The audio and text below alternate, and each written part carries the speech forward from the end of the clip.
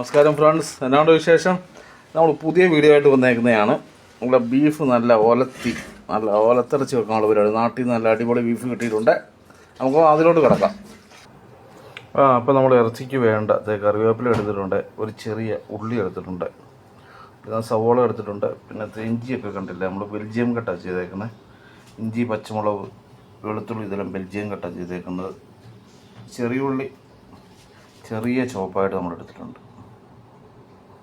ചെറിയ ചോപ്പായിട്ട് എടുത്തിട്ടുണ്ട്. വെളുത്തുള്ളി, പച്ചമുളക്, ഒരു സവോള, ഇഞ്ചി, പിന്നെ നമ്മുടെ ആവശ്യത്തിന് കറിവേപ്പില. വീഡിയോ ഒത്തിരി ലെങ്ത് ആയതുകൊണ്ടാണ് നിങ്ങളെ കട്ട് ചെയ്യുന്നതെന്ന് ഞാൻ കാണിക്കാത്തത് കേട്ടോ. ഒത്തിരി പേര് സംശയം ചോദിക്കും എന്തുകൊണ്ട് ഈ കട്ട് ചെയ്യുന്നത് കാണിക്കാത്തതെന്ന്. അപ്പം കൂട്ടുകാരെ, നമുക്ക് ആവശ്യമുള്ള നല്ല തേങ്ങാക്കൊത്തും എല്ലാം റെഡി ആയിട്ടുണ്ട്.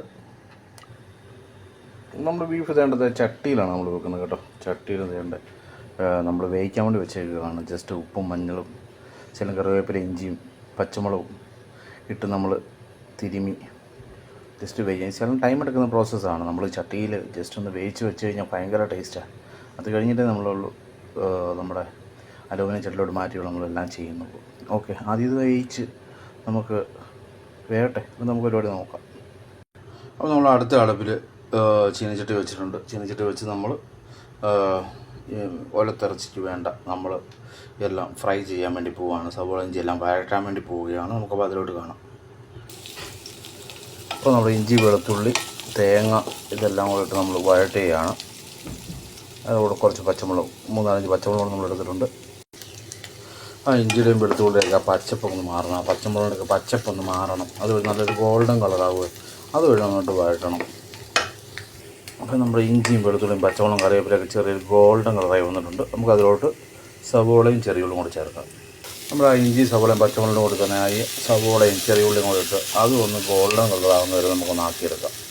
നമ്മളെപ്പോഴും ശ്രദ്ധിക്കണം, ഇത് വഴറ്റുമ്പോൾ നമ്മൾ ഉപ്പ് കഴിവത് കൂടാതെ വഴറ്റുക. അപ്പം പെട്ടെന്ന് തന്നെ വഴണ്ട് കിട്ടും. അത് കഴിഞ്ഞ് നമ്മൾ ഉപ്പ് ചേർക്കുക. അതായിരിക്കും എത്രയും നല്ലത്. പിന്നെ ഒരിക്കലും കരിഞ്ഞു പോകാതെ ശ്രദ്ധിക്കണം കൂട്ടുകാരെ. നമ്മുടെയൊക്കെ ചെറുപ്പകാലത്ത് അമ്മയൊക്കെ ഇങ്ങനെ വീട്ടിൽ ചട്ടിക്കകത്ത് ഇങ്ങനെ ഇറച്ചി പറ്റിക്കാൻ വേണ്ടി വെക്കും. ആ ഇറച്ചി വെന്ത് കഴിയുമ്പോൾ അത് കൂട്ടി ആ ചാറും ആ ഇറച്ചി വെന്ത് കൂടെ കൂട്ടി നമ്മൾ ചോറുണ്ട്. എന്നാ ടേസ്റ്റാണ് കൂട്ടുകാരെ.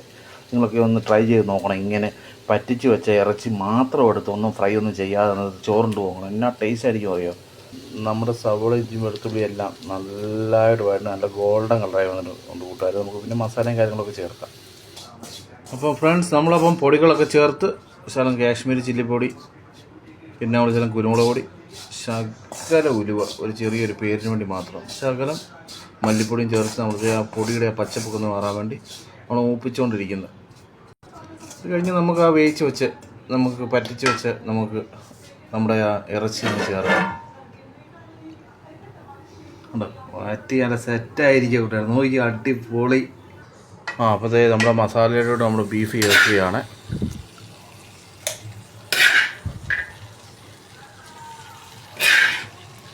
അത് കണ്ടോണ്ട് നമ്മുടെ ബീഫിൻ്റെ കളർ മാറാൻ വേണ്ടി നോക്കിക്കണം. ഉണ്ടോ കൂട്ടുകാരെ, ബീഫ് നല്ല അടിപൊളി നല്ല പെരണ്ട് വരുന്നുണ്ട്. ഇനി നമുക്ക് കുറച്ച് നേരം കൂടെ ഒന്ന് ഫ്രൈ ചെയ്താൽ മതി. പിന്നെ കളറൊക്കെ എക്സ്ട്രീംലി ചേഞ്ച് ആകും. ഇപ്പോൾ ബീഫിൻ്റെയൊക്കെ കളർ മാറി നല്ല അടിപൊളിയായിട്ട് നല്ല കറക്കാൻ തുടങ്ങിയിട്ടുണ്ട്.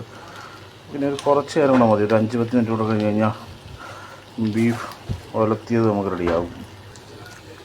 ബീഫ് നമ്മൾ ഫ്രൈ ആയിട്ട് ചട്ടി കിടന്ന് പൊട്ടും. അതാണ് അതിൻ്റെ ആ ടേസ്റ്റ്. നമ്മുടെ ബീഫിൻ്റെ കളർ മാറുന്നതുകൊണ്ടോ നല്ല കറുത്ത് നല്ല സൂപ്പറായിട്ട് വരും. വറുത്ത് നല്ല ഫ്രൈ ആയിട്ട്.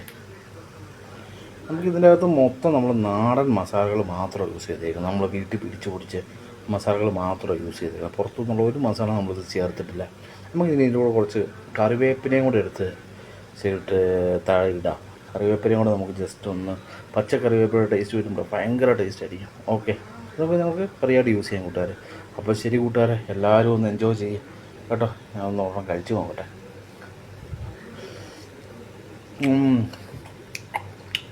നല്ല ചൂടുണ്ട് എൻ്റെ കൂട്ടുകാരെ. നോക്ക് കേട്ടോ, അടിപൊളി ടേസ്റ്റ്. ഓക്കെ എന്നാൽ കൂട്ടുകാരെ, അപ്പോൾ നമുക്ക് അടുത്ത വീഡിയോ കാണുമ്പോൾ വണക്കം.